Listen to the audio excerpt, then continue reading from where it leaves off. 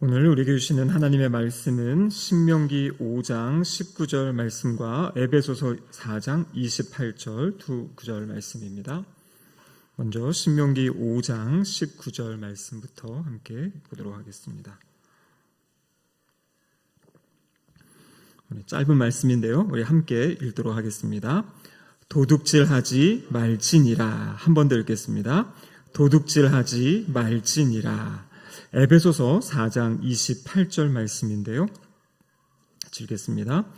도둑질하는 자는 다시 도둑질하지 말고 돌이켜 가난한 자에게 구제할 수 있도록 자기 손으로 수고하여 선한 일을 하라. 이는 하나님의 말씀입니다. 아멘. 기도하시겠습니다.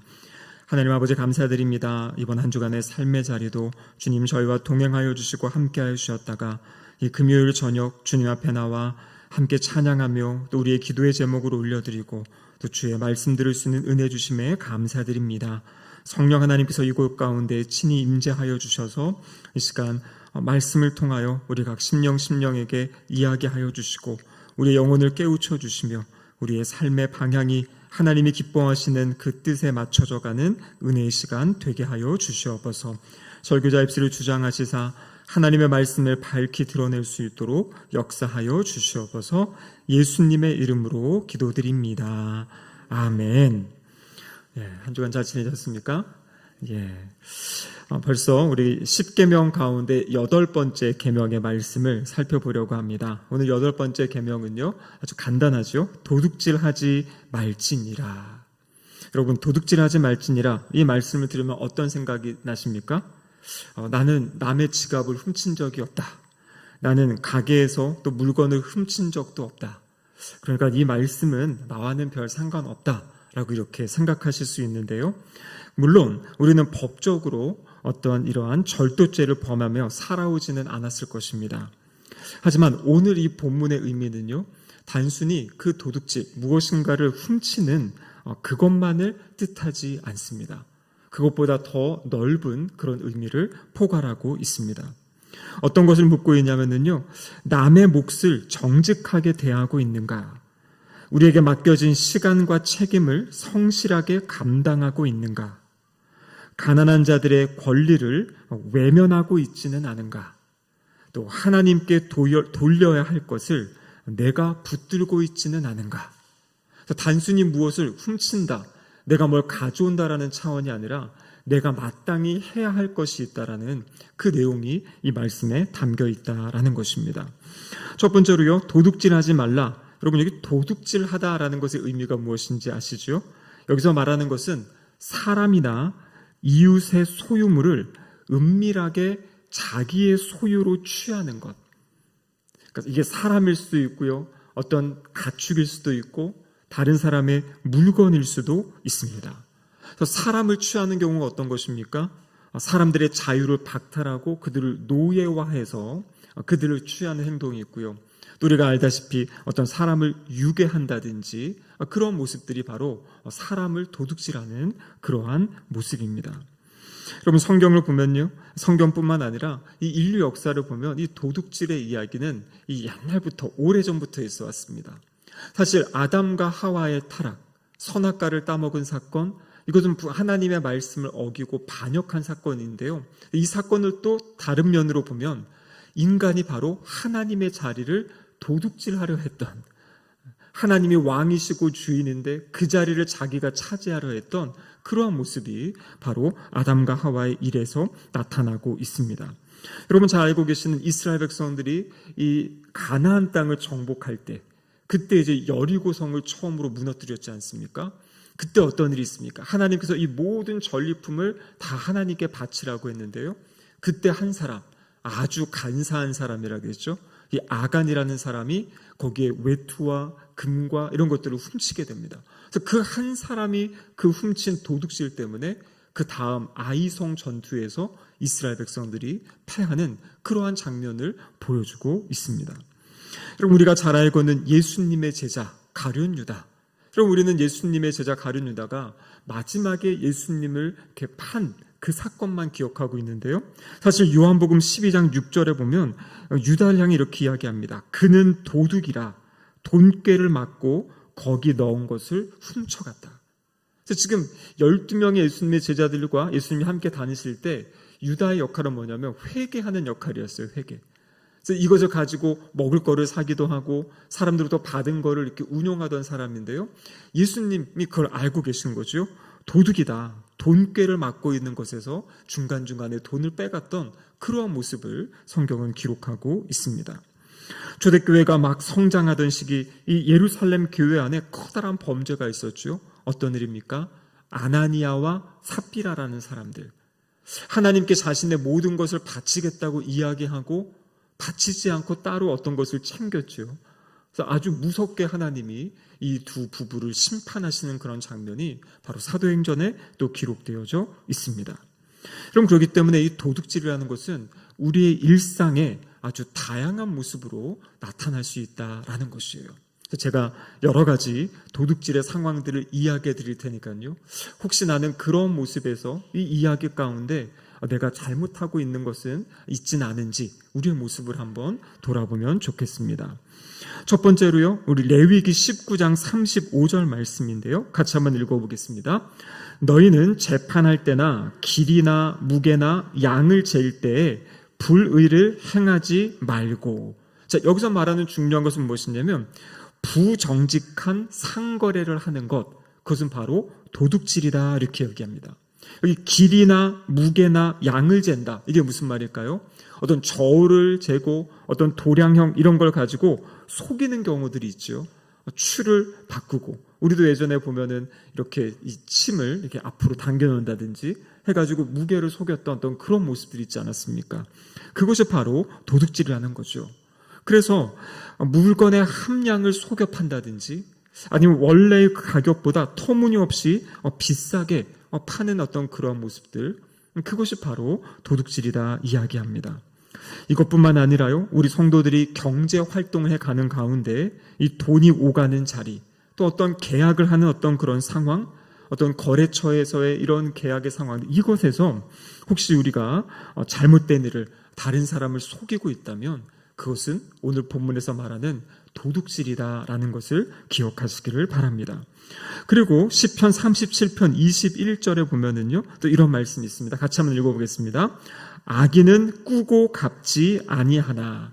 여기서 도둑질은 무엇이냐면 무엇인가를 빌렸는데 갚지 않는 것이에요. 물론 피치 못할 사정이 있어서 그런 사정이 있다면 상대방에게 정중하게 이야기를 하고 그 상황 이후에 분명 그것을 갚으면 됩니다. 근데 어떤 경우에는요, 갚을 생각 없이 그냥 빌리는 경우가 있습니다. 또 어떤 상대방이 선의를 대하고 행하는데 그것을 이용하는 어떤 그런 모습들, 그리고 어떤 약속을 했는데 그 약속을 가볍게 여기면서 제대로 이행하지 않는 어떤 그런 모습들, 그럼 그것도 이 도둑질에 포함된다라는 것입니다. 세 번째로요, 우리 야고보서 5장 4절 말씀인데요. 같이 한번 읽어보겠습니다. 보라, 너희 밭에서 추수한 품꾼에게 주지 아니한 삭시 소리 지르며 그 추수한 자의 우는 소리가 만군의 주의 귀에 들렸느니라. 그럼 이거 무슨 말입니까? 마땅히 줘야 될 그 삭을 주지 않아가지고요, 열심히 일했는데 그것을 받지 못해가지고 그 사람이 이제 소리치고 그 억울하다, 이것을 이제 이야기하는 그 소리가 어디에 들렸다고 이야기합니까?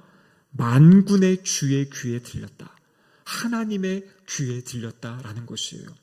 그러니까 마땅히 이 노동자, 근로자에게 임금을 줘야 되는데 그것을 떼어먹는다든지 그것을 그냥 자기 마음대로 줄인다든지, 그러면 이것이 바로 성경에서 말하는 도둑질이다라는 것이에요. 지금은 몸이 안 좋아서 좀 사역을 쉬고 계시는 분이 계신데요. 제가 아는 한 선교사님이, 이분은 이제 국내에서 선교하시는 분입니다. 제가 와보니까 우리 영등포 지역에 있어요. 영등포에서 이 네팔 노동자를 위해서 사역하셨던 20여 년 이상 사역하셨던 선교사님인데요. 그분이 과거에 저에게 이제 한 달에 한 번씩 이렇게 선교 편지로 보내주고 이렇게 믿음의 교제를 했었는데요. 근데 그 선교사님이 한 날의 그 글의 내용이, 편지의 내용이 어떤 거였냐면 일주일에 2번 내지 3번은 임금 체불 이것과 관련해 가지고 이 노동청을 왔다 갔다 하신다는 거예요. 그러니까 네팔 사람들이 여기 와가지고 어려움이 있다 하면 이제 선교사님이 그거를 도와주는 걸 알고 직장에서 그 받지 못하는 이제 그런 것들 때문에 선교사님에게 와서 도움을 요청하고 그럼 같이 가가지고 그거를 신고도 하고 이제 그것들을 이제 해결해주는 이런 일을 많이 하셨는데 그 편지, 그날 편지에는 뭐였냐면 선교사님이 교회를, 네팔인 교회를 세운 이유는 한국에 있는 이 네팔, 한국에 온 이 노동자들을 잘 훈련시켜서 이들이 이제 본국으로 돌아가서 이 복음 전하는 삶을 좀 살게 해주고 싶어서, 그러니까 그 일을 전념하고 싶어서 이 사역을 시작하셨는데 사역을 하다 보니까 너무나 많은 이 임금 체불과 관련된 일들이 있어서 이 일을 하느라 본질적인 사역을 못한다라고 이제 이야기를 하시면서 안타까워 하시더라고요. 물론 그 사역은 참 중요한 사역이죠. 근데 마땅히 받아야 될 것을 받지 못하는 안타까운 상황들을 이제 해결해 주셨던 상황인데요. 바로 그런 모습들이, 그것이 바로 도둑질이라는 것입니다. 마땅히 줘야 될 것들 주지 않으려 하고 줄여서 주려 하는 어떤 그런 모습들을 이야기하고 있는 거죠. 여러분, 그런데 이것은 반대도 마찬가지입니다.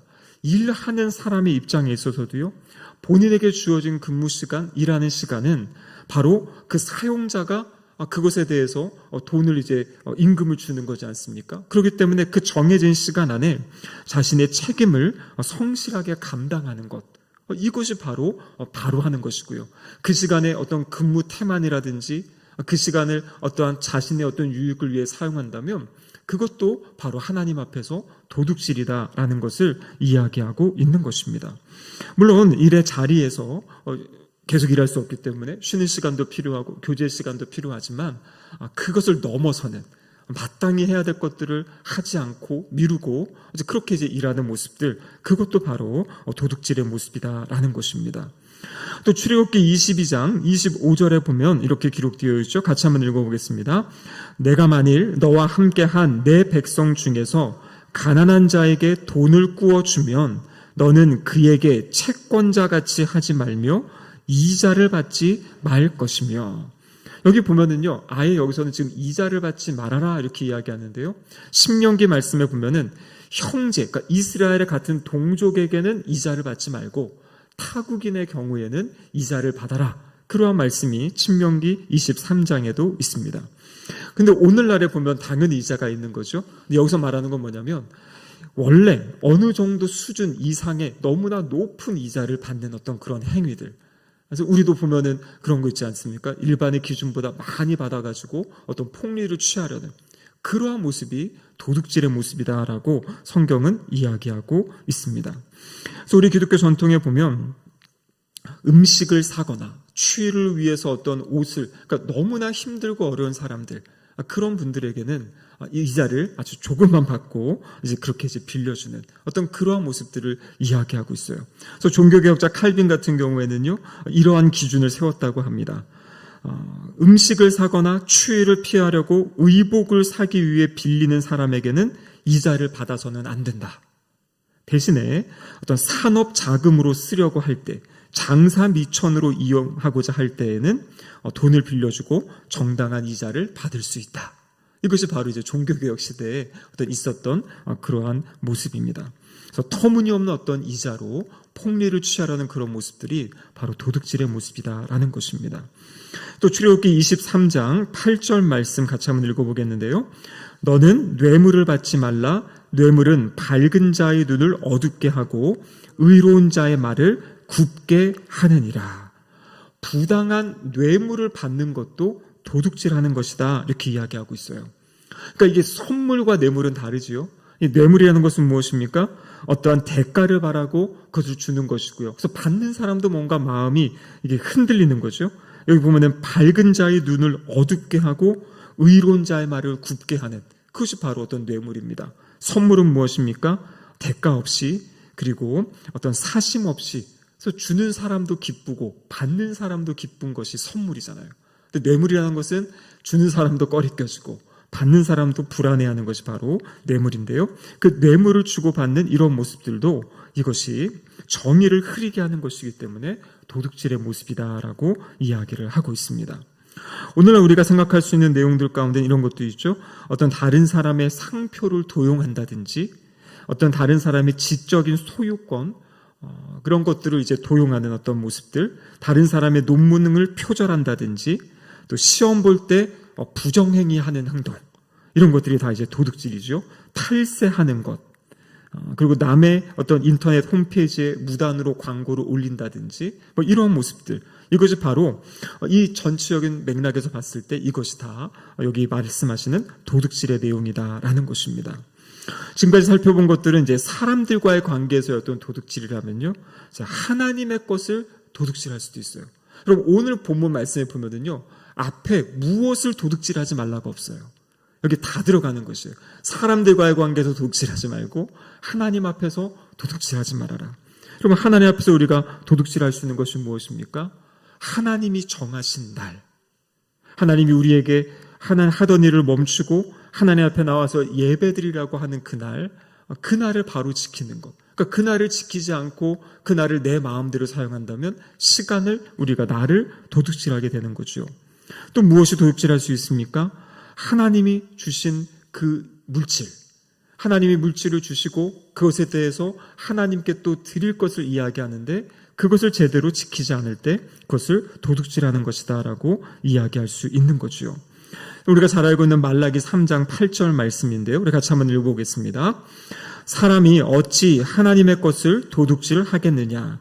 그러나 너희는 나의 것을 도둑질하고도 말하기를 우리가 어떻게 주의 것을 도둑질하였나이까 하는도다. 이는 곧 11조와 봉헌물이다. 여러분, 그래서 이 헌금이라는 것은요, 우리의 믿음의 훈련입니다. 그것을 통해 가지고 이 모든 것의 주인이 내가 아니라 하나님이십니다라는 것을 고백하는 것이에요. 인간이 가장 좋아하고 소중하게 여기는, 그래서 예수님께서도 하나님과 이렇게 대등할 정도까지 너희가 하나님과 재물을 겸하여 섬기지 못한다 이렇게 이야기할 정도로 이 물질의 영향력이 크다라는 것이거든요. 근데 이 물질의 영향력을 이기는 방법, 물질에 내가 끌려다니지 않고 다스리는 방법이 무엇이냐면 하나님께 예물을 드리는 것이에요. 그래서 다 내 것이 아니라 내가 이것을 하나님께 드려도 하나님이 나의 삶을 책임져 주실 것입니다. 내가 나의 것을 다 붙잡지 않아도 내가 하나님께 올려드릴 때 하나님이 나의 삶을 주관하실 것입니다라는 믿음의 고백이 헌금 생활이죠. 그런데 그것을 제대로 하지 않는 그 모습을 가지고 말라기서에서는 뭐라고 이야기하냐면 하나님의 것을 도둑질한다라고 이야기하고 있습니다. 또한 우리가 어떤 것이 있습니까? 하나님께 돌려야 할 영광을 가로채는 경우가 있어요. 그러니까 내가 뭔가 잘한 것 같아서 내가 뭔가 이것을 해냈다라는 어떤 그런 생각들, 우리의 고백은 무엇이 돼야 됩니까? 하나님이 하셨습니다. 하나님이 주셨습니다. 하나님께 영광을 돌립니다. 라는 그런 고백을 가지고 살아갈 것을 이야기하고 있습니다. 자, 이 8계명에 대해서 이 웨스트민스터 소요리 문답에는요, 이렇게 이제 질문하고 답하는데요. 한번 우리 보도록 하겠습니다. 웨스트민스터 소요리 문답 74번인데요. 질문이 이렇습니다. 8계명이 요구하는 것은 무엇입니까? 이렇게 되어 있죠. 답이 무엇입니까? 8계명이 요구하는 것은 우리 자신과 이웃의 재물과 재산을 합법적으로 모으고 늘리는 것입니다. 8계명의 핵심이 도둑질하지 말라, 다른 것을 취하는 것이 아니라 나의 것과 이웃의 재물과 재산을 합법적으로 모으고 늘리는 것이다. 이렇게 지금 설명을 하고 있습니다. 그렇기 때문에 여기서 핵심은 무엇이냐면 하나님이 우리에게 맡기신 것을 잘 다스리고 관리할 것을 이야기하고 있는 것이에요. 그래서 결국에는 청지기, 하나님이 주인이시고 우리에게 맡겨진 청지기적 사명을 감당하며 살아가는 것, 그것을 이야기하고 있습니다. 여러분, 하나님이 우리에게 물질을 맡기셨습니다. 물질을 맡기신 이유가 무엇입니까? 우리의 생존을 위해서, 그리고 우리가 자유를 가지고 살아갈 수 있도록 그것을 위한 수단으로 하나님이 우리에게 물질을 주셨다라는 것이에요. 우리 존재도 하나님의 것이고요, 우리에게 주신 그 모든 물질도 누구 것입니까? 하나님의 것이에요. 그래서 시편 24편 1절에 보면 이렇게 기록되어 있죠. 같이 한번 읽어보겠습니다. 땅과 거기에 충만한 것과 세계와 그 가운데 사는 자들은 다 여호와의 것이로다. 이 땅과 세계, 거기에 사는 모든 사람들이 여호와의 것이다. 여러분, 사람이 여호와의 것이라면요, 사람이 가지고 있는 그 모든 것이 다 하나님의 것이다 라는 것이죠. 그런데 사람들의 모습은 뭐냐면 내가 열심히 일해서, 내가 능력이 있어서, 내가 뭔가 최선을 다해서 내가 그 물질을 얻었다라고 생각을 해요. 그런데 신명기 8장에 보면 하나님 우리에게 이렇게 말씀하십니다. 같이 한번 읽어보죠. 그러나 내가 마음에 이르기를 내 능력과 내 손의 힘으로 내가 이 재물을 얻었다 말할 것이라. 내 하나님 여호와를 기억하라. 그가 내게 재물 얻을 능력을 주셨습니다. 이같이 하심은 내 조상들에게 맹세하신 언약을 오늘과 같이 이루려 하심이니라. 아멘. 그럼 우리가 열심히 일하고 삽니다. 우리가 일해서 무엇인가 결과를 얻고 또 우리 물질을 얻습니다. 그런데요, 오늘 본문에 무엇을 이야기합니까? 그 재물을 얻은 능력을 주신 분도 하나님이시다. 하나님 우리에게 힘을 주시고 능력을 주시고 지혜를 주셨기 때문에 내가 지금 그 일을 할 수 있고 그 일을 통해서 물질을 얻고 있는 것이다 라는 그 고백을 이야기하고 있는 것입니다. 그래서 우리가 가진 모든 것이 나의 것이 아니라 이것이 하나님의 것입니다. 그래서 하나님이 주신 것이 있다면 그것을 잘 다스리고 잘 관리해서 우리의 삶을 잘 영위해가는 것, 그리고 다른 사람을 돕고 섬기는 삶을 살아가는 것, 그것이 바로 하나님의 뜻이다라는 것입니다. 여러분, 이렇게 이제 그럼 우리의 청지기로서의 바른 삶의 모습, 도둑질하지 않고 사는 모습, 첫 번째는 무엇이냐면요, 부지런하고 근면하게 일해야 돼요. 부지런하고 근면하게 일해야 됩니다. 자, 데살로니가전서 4장 11절에 이렇게 기록되어 있죠. 같이 한번 읽어보겠습니다. 또 너희에게 명한 것 같이 조용히 자기 일을 하고 너희 손으로 일하기를 힘쓰라. 자기에게 맡겨진 일들 열심히 하는 것, 여러분 그것이 바로 하나님 앞에서 청지기로서 바르게 올바르게 살아가는 모습이에요. 잠언 6장 6절에 이렇게 되어 있죠. 게으른 자여 개미에게 가서 그가 하는 것을 보고 지혜를 얻으라. 끊임없이 개미가 움직이면서 먹을 것을 모으고 집을 짓는 그 모습을 보라는 거죠. 그래서 우리에게 주어진 어떠한 시간, 또 우리에게 주어진 건강, 우리에게 맡겨진 그 일들을 부지런하고 근면하게 해야 된다라는 것입니다. 그럼 그리고 디도서 2장 12절 말씀인데요. 같이 한번 읽어보겠습니다. 우리를 양육하시되 경건하지 않은 것과 이 세상 정욕을 다 버리고 신중함과 의로움과 경건함으로 이 세상에 살고. 여러분, 이 본문의 말씀 가운데 특별히 여기 신중함으로 살아라 이런 단어가 있죠. 신중함. 종교学자 칼빈은 이 신중함, 이 말씀이 무엇으로 해석을 했냐면 근검 전략에 대해서 이야기했어요. 그럼 그래서 돈을 저금하고 돈을 모으고 저축하고, 여러분 이러한 사상이 어디서부터 나온 거냐면 우리 장로교, 이 칼빈으로부터 사실 시작된 겁니다. 근데 모으는 이유가 있어요. 단순히 어떤 재물을 축적하기 위해 모으는 것이 아니라 그것을 잘 모으고 근검 전략해서 잘 모아서 하나님의 일에, 하나님이 필요하다라고 할 때 하나님 나라 일에 헌신하기 위해서 모으는 것이에요.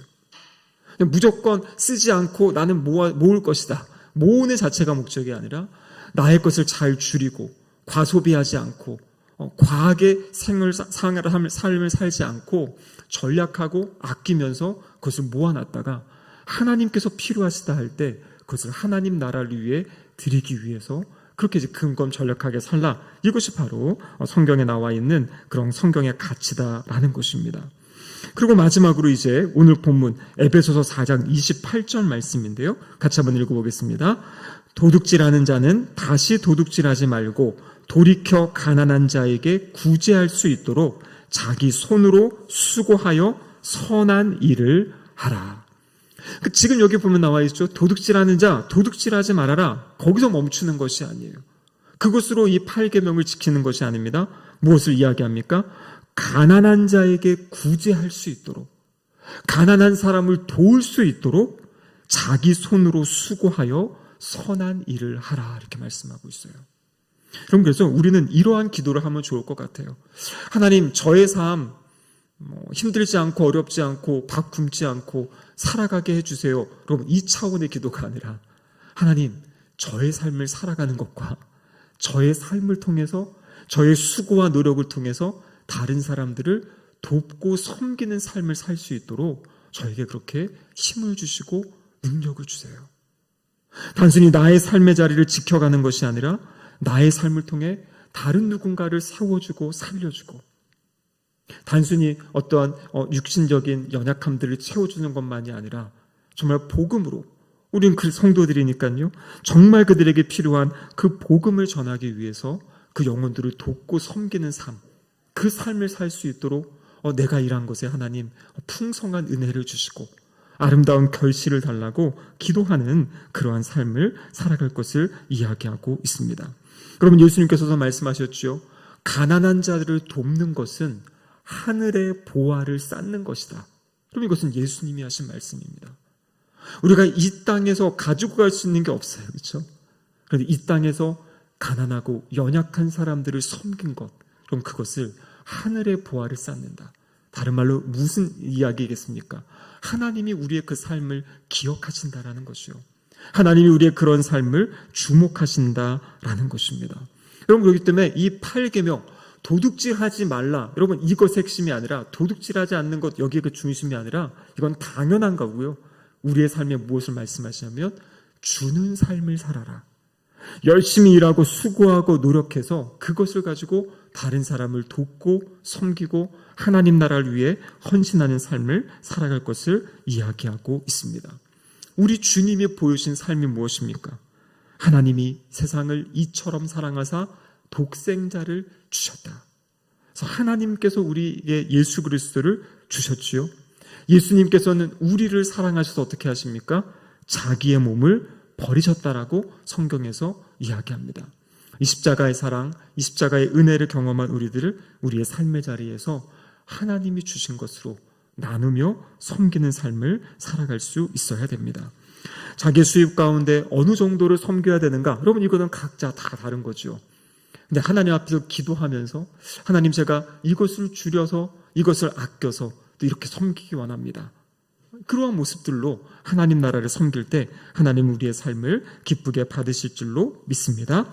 정직하게 일하고 또 감사함으로 주신 것을 누리고 또 기쁨으로 나누는 삶, 그 삶을 살아갈 때 오늘 이 청지기로서의 합당하고 올바른 삶 살아갈 줄로 믿습니다. 우리 모두 이런 삶을 삶으로 하나님의 기쁨이 되고 영광이 되는 복된 우리의 삶이 되기를 주님의 이름으로 축복합니다. 아멘. 기도하시겠습니다.